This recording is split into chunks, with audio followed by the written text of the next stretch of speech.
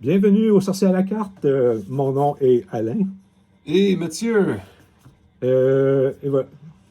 Aujourd'hui, nous allons parler de un peu de jeux de cartes collectionnées et de d'autres choses, mais principalement d'un jeu en particulier qui est Sorcery de Contest de Rim. oui, Et, et au menu aujourd'hui, il y a. ben, Oui, on et va non, commencer même justement en introduction, vu que c'est le premier épisode. oui. D'ailleurs, pour celles et ceux qui commencent, ça va être un épisode probablement bimensuel, donc 2 fois par mois, 1 fois ou 2 semaines si vous préférez. Puis, ça, les sujets vraiment d'aujourd'hui, on va commencer avec une introduction. On va montrer le menu de la journée après ça. Puis, on va parler de l'avatar du jour. On va essayer de débattre un peu sur notre expérience avec les avatars alpha dans les premiers épisodes, puis on va avancer tranquillement, pas vite après ça. Ensuite, on va parler de nos backgrounds personnels, pourquoi je suis dans ce domaine-là, puis pourquoi Alain aussi est dans ça. Euh, Alain avait un bon sujet aussi après ça. Oui, donc, après cela, pardon. Euh, que- Dans le fond, qu'est-ce qui est mieux pour collectionner? Est-ce que c'est l'alpha ou le bêta? Je crois que c'est intéressant. Surtout que les deux sets sont quasiment identiques. Oui, Donc, c'est intéressant de savoir dans quoi il faudrait s'en aller. oui, après ça, on va aussi parler des nouvelles de la semaine, même si on ne sera pas au niveau anthropologique pour regarder d'un œil externe. C'est intéressant des fois d'être dans le sujet de l'heure. Fait que c'est les nouvelles de la semaine qui s'est passé, surtout pour l'instant à Sorcery, mais s'il y a d'autres choses très importantes qui s'est passé dans les jeux de collection, on va regarder ça aussi. Alain avait un autre beau petit sujet qu'il voulait introduire aussi. Oui, parlant de collection, j'ai vu récemment un de nos amis communs nous m'avait montré ça. C'était quelque chose de très intéressant qui va sortir. Ça s'appelle les Lego de Donjons et Dragons. Donc, j'ai vraiment hâte de voir dans quelle direction ça s'en va. Oui, puis à la fin, on va avoir pour vous tous là, et toutes, en conclusion, on va avoir un petit défi à donner, même ça va être ça à chacun de nos épisodes.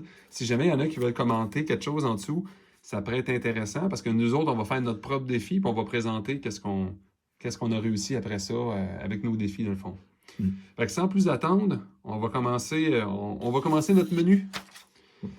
Donc, euh, notre avatar du jour, Alain, toi, on a débattu qu'on ferait quoi, qu'on discuterait de l'avatar of Earth. Oui, on avait discuté vu que c'est un avatar qu'on a joué tous les deux, Oui, et que moi, je l'ai commencé par les avatars alpha.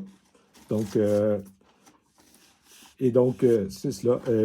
Puis, c'est quand même, c'est quand même, on est quand même chanceux que c'est un des plus forts. C'est un des top 3 au moins, je crois. Euh, et on va sans doute le voir bientôt. oui, comme Voilà. référence ici. Puis on va le lire, parce que dans le fond, je comprends que c'est pas tout le monde qui a ni eu accès à du alpha, puis c'est pas tout le monde non plus qui est au courant d'absolument tout. Donc je vais Mhm. l'approcher un petit peu de la caméra pour tout le monde. C'est un avatar qui a évidemment 20 points de vie, un de force, un de défense.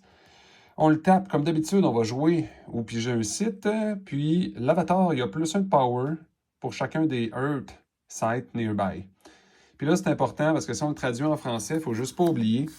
Le Earth, c'est vraiment dans le sens de Earth Threshold, là, pas dans le sens de Land, Ouais. par opposition à Water. Là. Oui, oui, oui, c'est pas. Donc, il est vraiment, il est seulement boosté par ses propres sites de terre qui, normalement, il va être dans votre deck. Oui. Puis avec une portion peut-être des cellules d'opposants. Fait que selon toi, Alain, pourquoi c'est si fort que ça, l'Avatar of Earth? Parce que la plupart des avatars, je dirais, ont un de power, sauf lui qui a le potentiel d'en avoir 9. On va dire, mettons que tu es très chanceux. Oui. Donc, il y en a juste deux qui ont plus qu'un de force. C'est notamment l'Avatar of Earth et le Battle Mage. Bon, je dis pour l'instant, là, en avril 2024, là, on ne sait pas le futur. Il risque d'en avoir d'autres qui vont être peut-être un peu plus forts. Hein.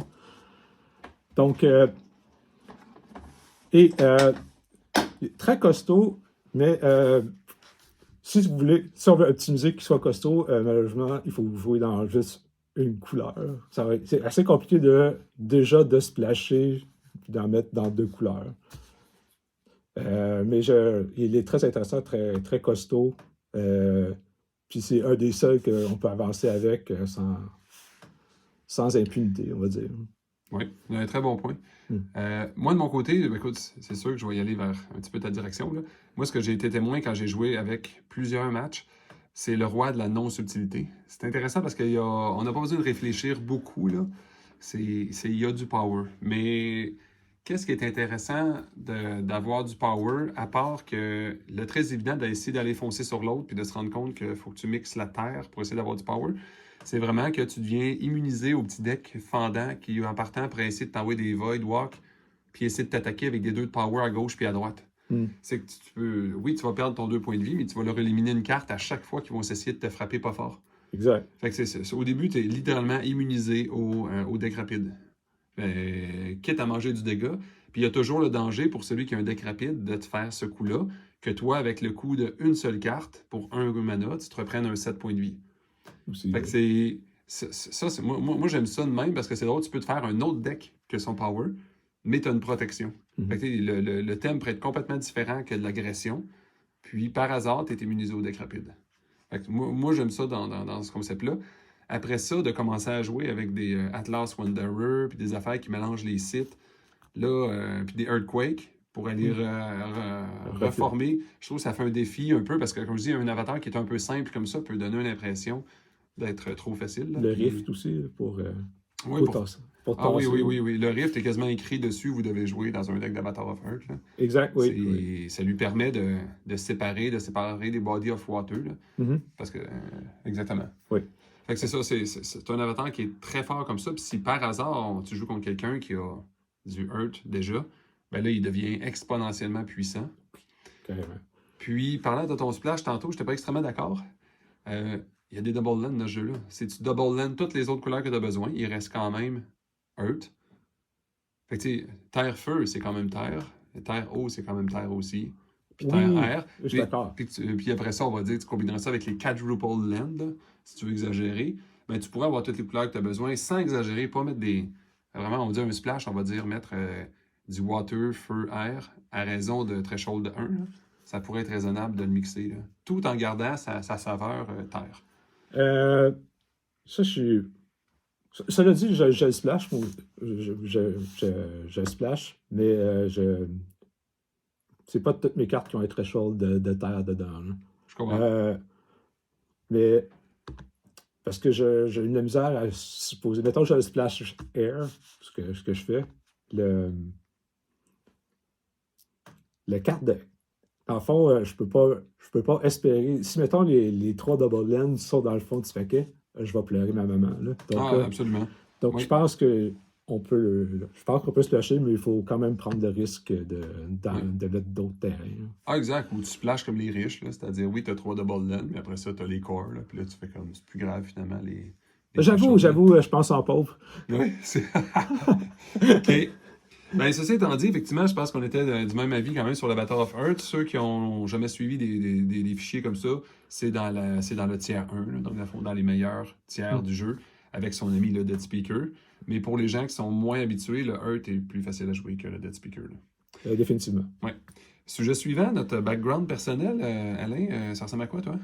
Eh bien, moi, je pourrais dire, je suis né d'une famille modeste, puis j'étais quand même allé à l'université, donc c'est vraiment bien endetté. J'ai passé mon adolescence à jouer à des jeux de cartes, principalement Magic de Gathering. Puis j'ai bifurqué assez vite vers... Étant donné, pas l'ennui, mais le fait que Magic allait dans une direction qui ne me convenait pas du tout, c'est-à-dire le type 2 dans le temps. Oui. C'est là que j'ai bifurqué vers d'autres jeux de cartes qui étaient côté stratégie vraiment nettement supérieur à Magic the Gathering. Je pourrais continuer comme ça. Est-ce qu'on y va avec toi ou je continue? Moi, je peux continuer, c'est à ton choix. Là. Après ça, j'ai joué à plusieurs jeux, notamment ceux que j'ai beaucoup aimés. Il y avait le Middle-earth, oui. Star Wars de Cypher. Oui, bien sûr, évidemment. Que de souvenirs, ce jeu. Oui, oui, exact. Et j'ai j'ai beaucoup de connaissances dans les jeux vidéo. Côté collection, je collectionne également encore des jeux vidéo. C'est que je ne joue pas beaucoup. Mais ça m'amuse terriblement d'acheter encore des jeux vidéo. Donc, voilà. Parfait. Ben, merci Alain, très très très bon topo. Moi de mon côté, ça ressemble, c'est sûr qu'on finit tout par rassembler. Là. J'ai toujours collectionné. Même quand j'étais jeune, je collectionnais n'importe quoi. Là. Des bouchons de bière pour avoir les bouchons en métal différents puis les aligner. Les timbres comme à peu près tout le monde, les cartes de hockey avant ça. Même les cartes de hockey qui valaient cher. Mais quand on s'est rendu dans les années 90, ça valait plus rien. Mais même au moment où ça valait plus rien, les cartes de hockey, comme certains de mes amis disaient, c'est comme ça bloque vite. Là. Une fois que tu les as mis dans un cartable, tu les ressors pas le lendemain pour les mettre dans un autre cartable. Puis encore, là, c'est que littéralement, ça fait des petits bouts de carton qui dorment dans les cartables. Là. Même si on a de la valeur, ça peut être intéressant à les regarder, mais moi, j'étais plus collectionneur que d'autres choses. Fait que quand je me suis débarrassé de tout ça, j'étais un peu à la recherche. J'ai toujours aimé ça, les cartes de collection, mais j'étais à la recherche de quelque chose. Jusqu'à temps qu'au secondaire, quelqu'un me montre. Je me rappelle pas exactement. Je peux même pas dire c'est qui le premier qui m'a montré ça. Parce que je me rappelle de quelqu'un que je jouais en secondaire 3 avec lui, mais je pense pas que c'est lui qui m'a montré ça à partir de 0. Je pense que je jouais avant. Je me rappelle pas pourquoi. Okay. Mais en tout cas, j'avais commencé à acheter un deck au début. On avait acheté. Les Revise existaient, mais ils n'étaient pas disponibles. Fait que le magasin faisait des decks préconstruits monocouleurs. C'était pas des très bons decks, mais c'était correct pour commencer. Moi, j'avais pris le bleu, mon frère avait pris le noir. Puis après ça, il avait acheté, je crois, le rouge aussi, puis il l'avait mixé. Puis moi, on avait mixé ça avec du Fallen Empire. Fait en avançant après ça, oui, effectivement, un petit peu comme toi, quand ils ont commencé à annoncer des types 2, c'est tombé très très vite ennuyeux le jeu. C'était, bon ben voici les cartes que vous avez fait des decks, ça vous a pris des éternités. Maintenant, on va limiter. On va mettre ça aux nouvelles expansions. Puis l'idée est pas mauvaise, mais nous, les magasins où on était dans notre ville, c'est des magasins qui ont toujours fait le strict minimum. C'est-à-dire, le type 2 existe, c'est terminé, on fait du type 2 maintenant. Oublions le vintage, donc type 1. Très, très, très, très, très plate pour ceux qui avaient des cartes. C'est tombé. Puis on a vu le piège aussi, là, c'est très coûteux. Les boîtes coûtaient quand même 120 130 nous autres, là, avant. Donc, la nouvelle expansion sort. On était à l'époque que les MOX coûtaient 100$. Ouais, mais là, le box, c'est 130$. Oui. Mais ton box, tu penses qu'il coûte cher, mais tu ne le rachètes pas tous les 2 mois. Là, c'est ça, une nouvelle expansion sort, c'est minimum une boîte. Ou tu peux dire toujours le coup, je vais acheter des singles. OK, oui, mais écoute, Magic, c'est un jeu de play 7, là. 4 cartes pareilles à 30$, ça fait quand même 120$. Après ça, j'ai suivi le monde un peu avec Star Wars, Middle Earth. J'étais connu comme le gars qui essayait tous les jeux. Les Echelon of Fury, Echelon of Fire, les Alien vs Predator, suivi de Terminator dans la même série. Tous les jeux obscurs que vous n'avez pas attendus à peu près, là, soit que je les avais ou je les ai joués. Même les X-Files, ces jeux-là aussi. Là. C'est vrai? Oui. Dans un autre épisode, je pourrais parler de mes préférés avant ça, mais puis ça va être trop technique aujourd'hui. Mais après ça, les Star Wars, évidemment, de Cypher, sont accrochés solides. Puis suivi des autres échecs que les autres compagnies ont sortis de Star Wars. Ça, on va pouvoir parler. Ouais, jusqu'à aujourd'hui, qui n'est pas nécessairement un échec, par exemple, le Star Wars Unlimited, mais ça sera un autre sujet pour un autre épisode, effectivement. Ça, ben là, ça a été ma limite, par exemple. C'est pas qu'il n'est pas bon, là. On est un petit peu brûlé de la licence. De la licence, oui. Juste un peu. Fait que c'est ça, en étant aujourd'hui, quand j'ai découvert le Kickstarter de Sorcery, j'ai pas embarqué tout de suite. Ben, je vais vous dire mon opinion franc. Moi, ce que je voulais, c'était un collectible card game qui reprenait la trace du très vieux jeu Galactic Empire. Puis il y en avait un sur un Kickstarter qui partait ça. Mais je le trouvais pas assez sérieux. Fait que quand j'ai vu Sorcery, c'est comme c'est le fun du sérieux puis de l'aspect de collection. Mais j'ai attendu que j'en entende parler par d'autres personnes pour embarquer réellement parce que je voulais pas embarquer dans un jeu que le thème me plaisait moyen. Pas du tout, mais le thème me plaisait moyen. Puis je voulais pas être tout seul cette fois-là. Un autre jeu de vaisseau que j'aurais été tout seul, ça m'aurait pas dérangé avec mon frère, on va dire, ou toi. Mais celui-là, je me dis, ben là, si c'est un thème qui est correct pour moi, mais pas parfait, au moins je veux qu'il y ait du monde. Ensuite, sujet suivant. Sujet suivant. La nouvelle de la semaine, t'as entendu, Alain? Qu'est-ce qui s'est passé cette semaine?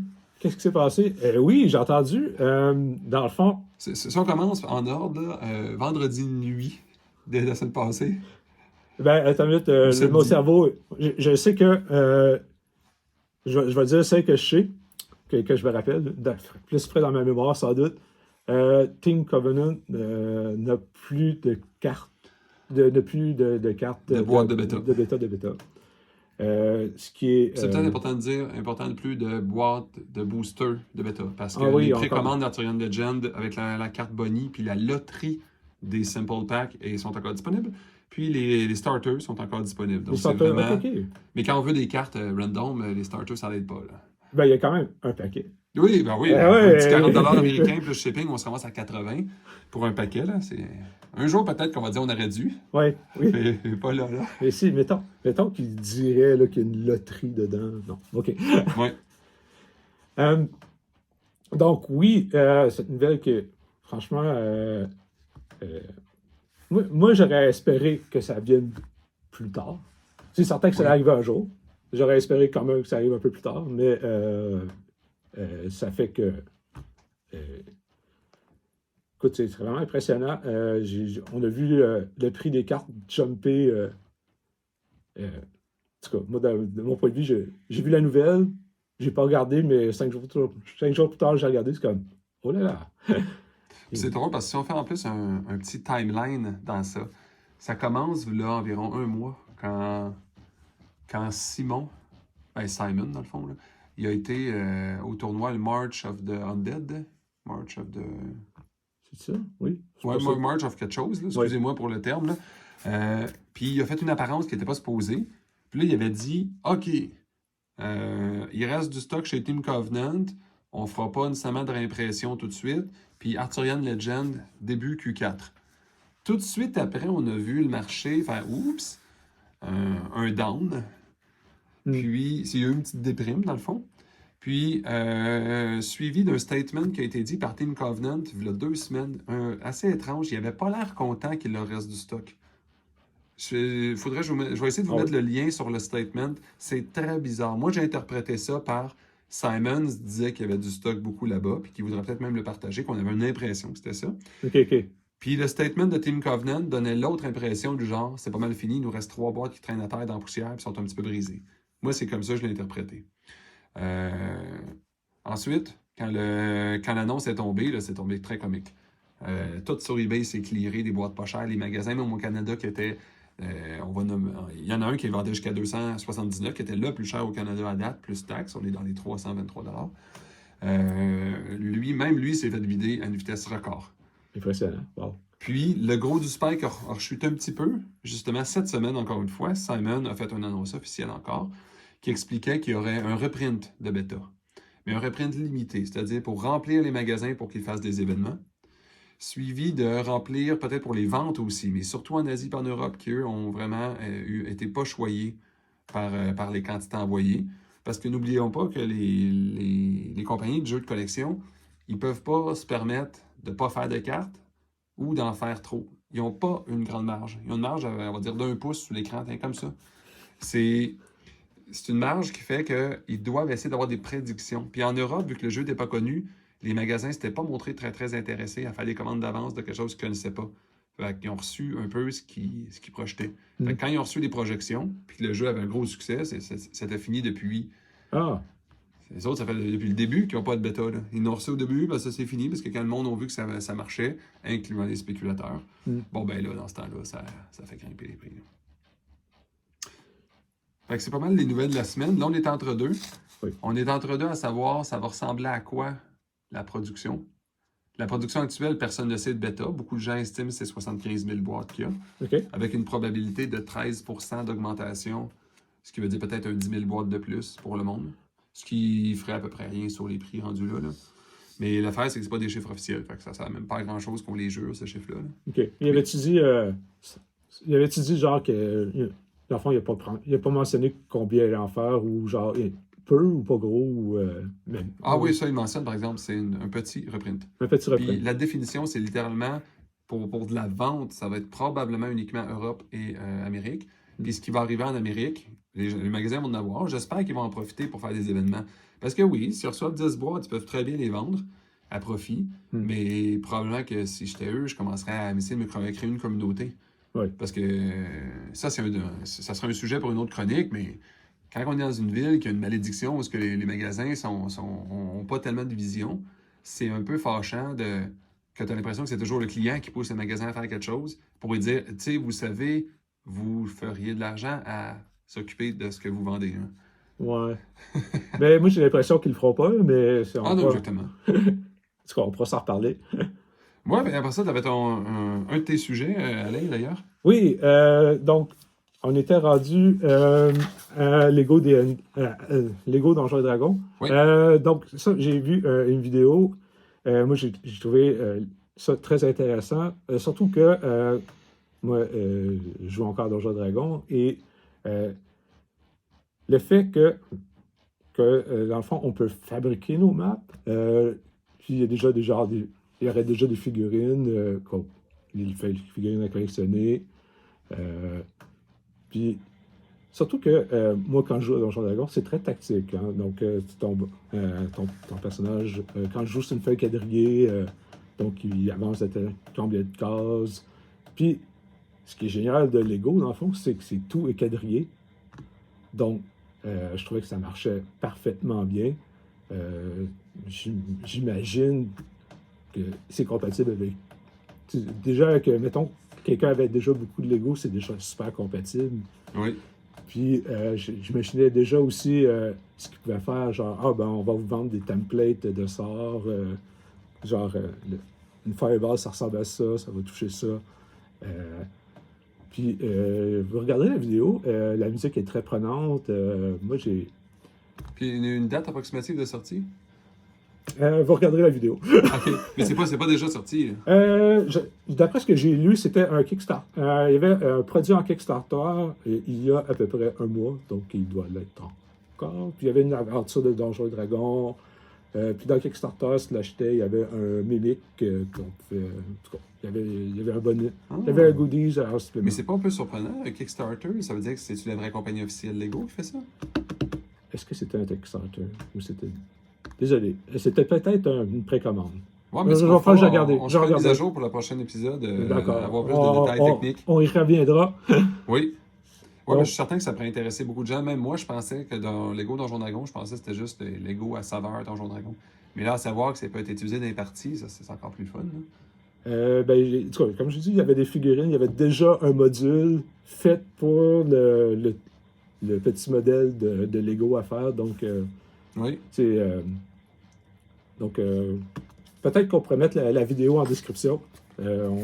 Oui, un lien officiel pour avoir vraiment des détails précis. Ça va être intéressant, ça. Donc, c'est ça que je voulais parler. Oui, mais on est rendu au dessert, Alain, hein, dans notre menu? Je crois que oui. Oui, mais le dessert, ça sert en même temps de conclusion. Puis dans notre cas, c'est souvent un défi de la semaine, dans le fond. La première chose qu'on voudrait montrer aux gens, dans le fond, c'est le défi. Si qui que ce soit écoute notre podcast, essayez donc de vous faire un deck avec le prochain avatar. L'avatar of Water, qu'on avait dit. Hein? Oui, c'est ça, c'est l'avatar Water. On en a choisi un particulièrement dur. On commencerait de là. Oui. Si jamais vous êtes capable, jouez avec vos amis. Si jamais il y a un tournoi local en construit, amenez-le au tournoi en construit puis donnez-nous votre résultat pour voir. Oui, exact. Parce que en plus, vous allez avoir déjà des points bonnies en partant dans un tournoi parce que les gens vont vous sous-estimer. Ça, c'est vrai. Se faire sous-estimer, ça peut valoir cher dans un tournoi. T'arrives en tremblant, puis t'as de la misère à passer ton deck. Puis là, quand tu remets ton avatar, c'est un avatar of water. Et je veux dire, la personne dit j'ai déjà gagné. Oui, voilà. Exact. J'en ai gagné beaucoup comme ça. Oui, c'est ça. Puis là, chaque carte que tu piges, tu dis c'est ton 20 poche. Oui. C'est ton propre deck. Il n'y a jamais une carte qui te plaît, là. Oui. Pour avoir joué des cartes, beaucoup de decks de water ou splash water, il y a vraiment des cartes ennuyeuses. Donc. Parfait. Puis dans le futur, c'est peut-être pas le prochain épisode non plus aussi. Moi, je vais avoir un point sur les contrefaçons.